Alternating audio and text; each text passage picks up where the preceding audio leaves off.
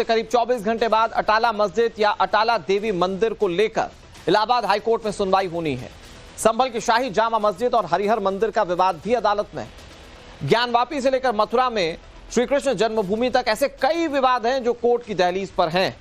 हिंदू पक्ष पूरी तरह से दलील और तथ्यों के साथ अपने पक्ष को रखने वाला है।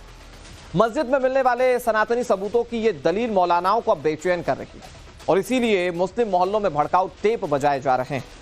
सबूत से हारने पर ऐसा लग रहा है मानो झूठ का सहारा लिया जा रहा हो। इधर मौलानाओं की गलतफहमी और वक्फ वाली गलती दूर होने वाली है।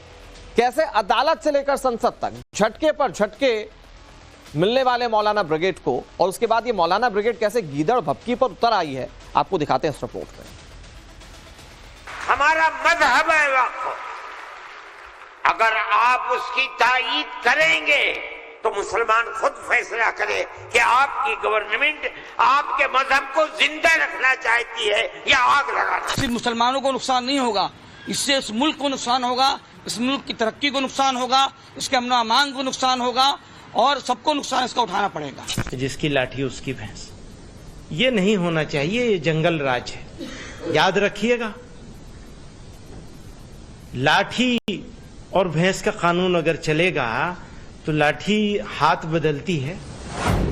कहीं वक्फ के नाम पर, कहीं मस्जिदों को आधार बनाकर, कहीं संभल और अजमेर को लेकर, कहीं मुसलमानों पर होने वाले एक्शन के बिना पर गली गली मौलानाओं का नफरती टेप बज रहा है। सवाल कोर्ट के फैसलों पर उठाए जा रहे हैं। चेतावनी मोदी सरकार को दी जा रही है। मौलाना ब्रिगेड का नफरती लाउड स्पीकर ऑन हो चुका है।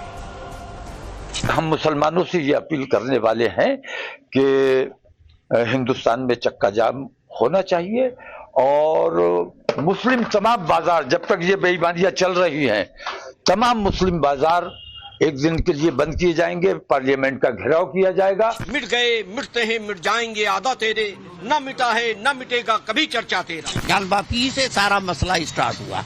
अगर ज्ञानवापी के मसले में शुरू में ही माननीय सर्वोच्च न्यायालय ने उसकी वैधानिकता को स्वीकार कर लिया होता तो शायद ये नौबत नहीं आती। दुहाई सौहार्द बनाए रखने की दी जा रही है, मगर स्क्रिप्ट अमन चैन बिगाड़ने की पढ़ी जा रही है। मंदिर मस्जिद के नाम पर ऑन कैमरा मरने मारने की बात हो रही है। मौलाना ब्रिगेड की भड़काऊ तकरीरों को मुस्लिम सियासतदान भी हवा दे रहे हैं। तुमको क्या राइट देता है किसी भी इबादत जहां पर अगर तुम जाओगे तो लोग क्या खामोश बैठ जाएंगे? अभी जो अधिकारी गोलियां चलाने के बाद भी वहीं जमे हुए हैं और चुरुक रहे हैं, इन सबको खामियाजा भुगतना पड़ेगा। ये अंतिम सरकार नहीं है,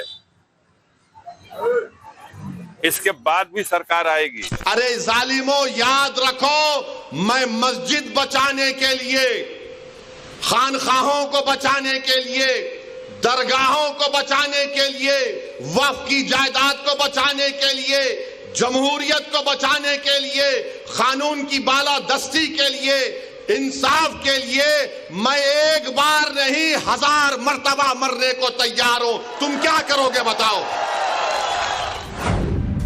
तो सवाल यह है कि असल दिक्कत प्रधानमंत्री मोदी से है या फिर उस सच्चाई को स्वीकार नहीं कर पा रहे जो बीते कई सालों से दबाई जा रही थी। डर इस बात का है कि इस्लाम के नाम पर चलने वाली उनकी दुकानदारी खत्म हो रही है या फिर धीरे धीरे मुसलमानों के जरिए नकार देने से चिंता सताने लगी है।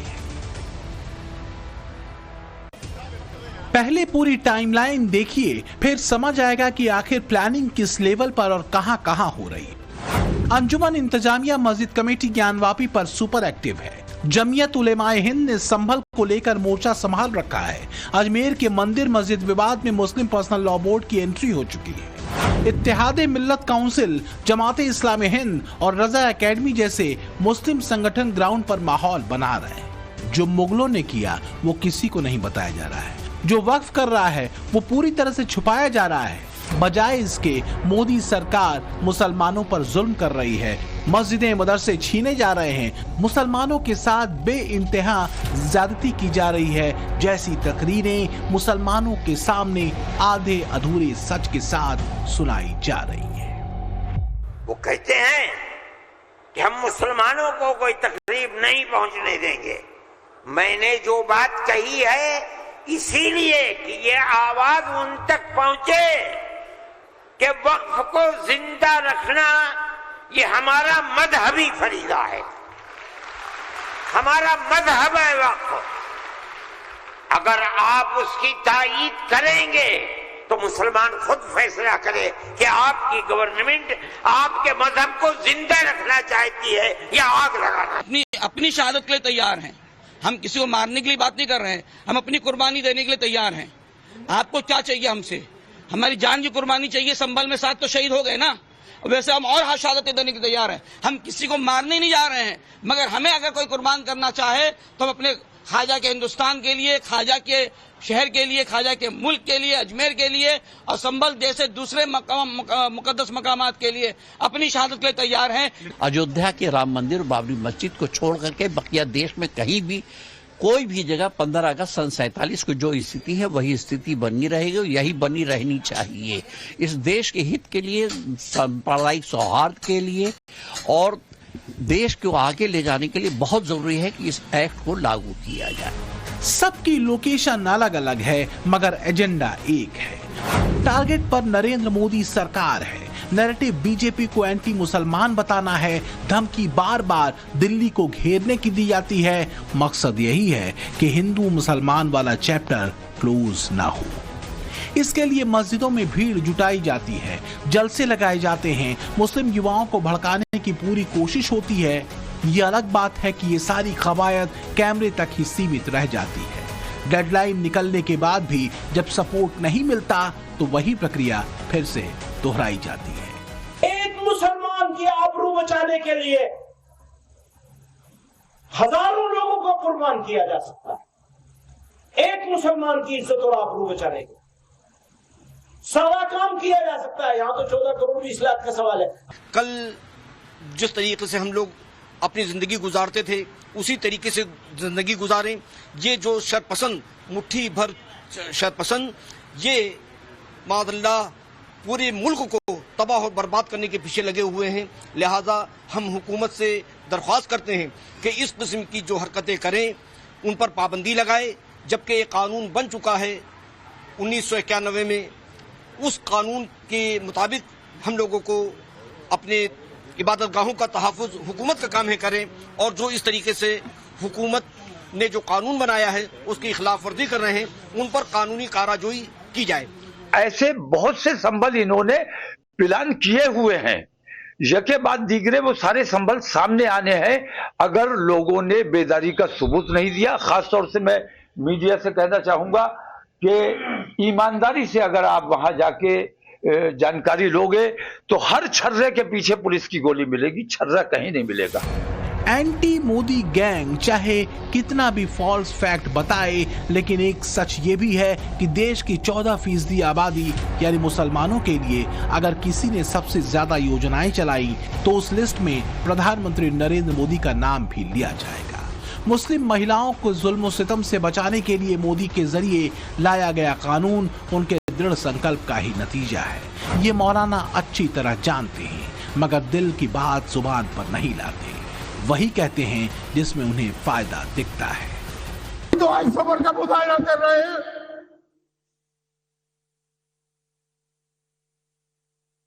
इस मुल्क में भी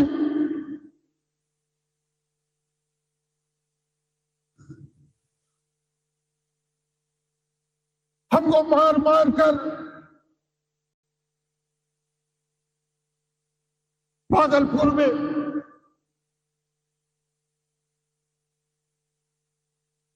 गोभी के खेतों में दबाया गया। हमें उम्मीद है कि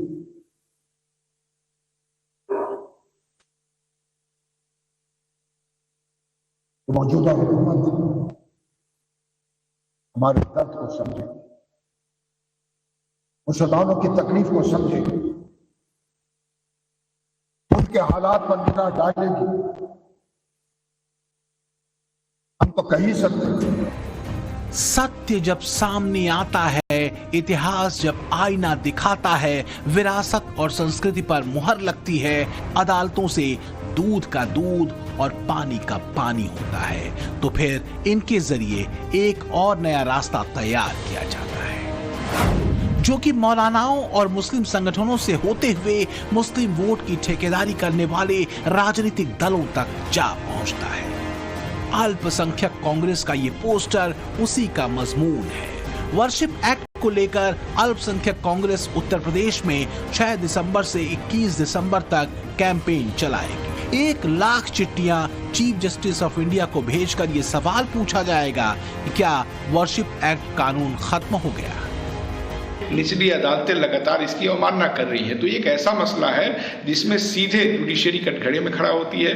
इसलिए अल्पसंख्यक कांग्रेस उत्तर प्रदेश 6 दिसंबर से 21 दिसंबर तक इस पे एक कैंपेन चलाएगा और हम लोग 1 लाख चिट्ठियां चीफ जस्टिस ऑफ इंडिया को भेजेंगे, उनसे पूछेंगे कि क्या ये कानून खत्म हो गया तो कब हुआ ये बताइए, और अगर ये है तो इसकी अवमानना पर आप चुप क्यों हैं। उनसे ये भी पूछा जाएगा क्या इस चुप्पी की वजह भाजपा और आरएसएस का दबाव है। ये भी उनसे पूछा जाएगा कि मुसलमान के खिलाफ अगर हिंसा होती है तो आप कोई भी स्वतः संज्ञान नहीं लेते हैं, जबकि पर्यावरण का कोई मसला हो तो अखबार में पढ़ करके भी आप स्वतः संज्ञान ले लेते हैं। जो काम मौलाना ब्रिगेड माइक पर कर रही है, उसी थ्योरी पर कांग्रेस काम कर रही है। समाजवादी पार्टी भी इसी वोट बैंक को अपने पाले में लाने के लिए पीछे नहीं रहती, और फिर हैदराबादी भाईजान के लिए इससे फेवरेट टॉपिक कोई और हो ही नहीं सकता। असदुद्दीन ओवैसी घूम घूम कर अपने हिसाब से मुसलमानों पर बोलते हैं और मुस्लिम मोहल्लों में नैरेटिव सेट करने की कोशिश करते हैं कि मोदी नहीं वही उनका भला करेंगे। हमारी लड़ाई जमीन की नहीं थी, हमारी तौहीन की जा रही है जमीन देकर। हमारी लड़ाई मस्जिद की थी, लीगल राइट की थी। हमको भीख में नहीं चाहिए कोई चीज, हमको हमारा हक है तो दो। हमको भिखारी समझकर मत देखो। हम हिंदुस्तान के 22 शहरी हैं, हम कोई किराएदार